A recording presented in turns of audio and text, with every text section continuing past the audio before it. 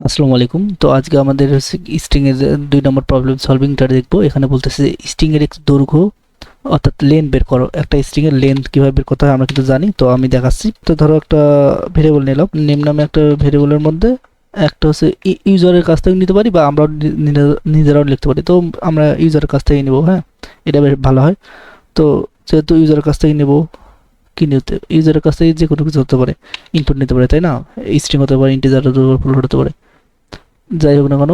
আমরা হচ্ছে user string এর কথা যেটা বলছে, তো স্ট্রিং বলতে কি ইনপুট নিলেই হচ্ছে, জাস্ট ইনপুটটাই কিন্তু হচ্ছে গিয়ে ইনপুট লিখলেই হচ্ছে গিয়ে ওটা স্ট্রিং এ হয়। যখন আমি এটা দিলাম input inter your first inter your first string string এই কথাটা যখন দিলাম, দেওয়ার পর যখন আমি কি করব, প্রিন্ট করব।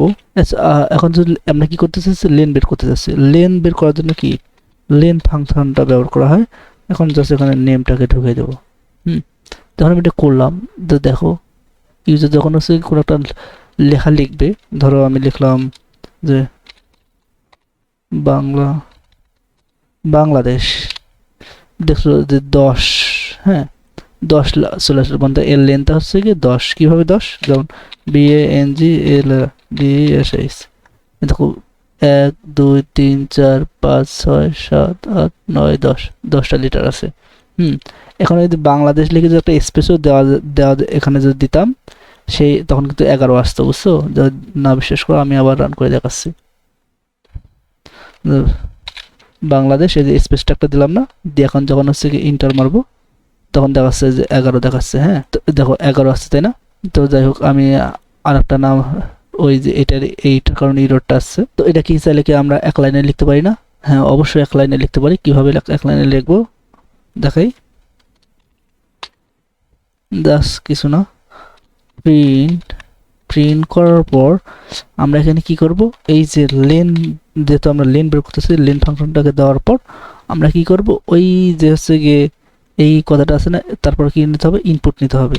যেহেতু ইনপুট ইউজারের কাছ থেকে নিতে চাচ্ছি, ইনপুট নেওয়ার পর আমরা লিখব যে এন্টার ইওর স্ট্রিং। দেখো এক লাইনের মধ্যে আমরা প্রোগ্রামটা কিন্তু লিখতে পারি।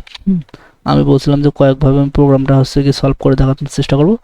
ধরো নিলাম হলো পাইথন, যখন আমি ইন্টার মারবো তখন পাইথনে কিন্তু 6টা ওয়ার্ড, 1 2 3 4 5 6, 6টা হচ্ছে গিয়ে শব্দ, এই জন্য পাইথন। এখন যদি আমি আরেকবার দেখাই, রান করি, যে I love Python, I love Python যখন দেবো তখন কটা হয় দেখো, 13টা হচ্ছে। তার কারণ আমি এখানে তোমাদের দেখাই, আই লাভ পাইথন, এখানে এসে এই যে আই একটা, এই স্পেস 1 2 3 4 5 6 7 8 9 10 11 12 13টা। এইভাবে 13টা ওয়ার্ড আসছে। তো এগুলো যারা আমার ক্লাস করছে তারা তো পাবা, আমি জানি, তারা বুঝতে পারতেছো।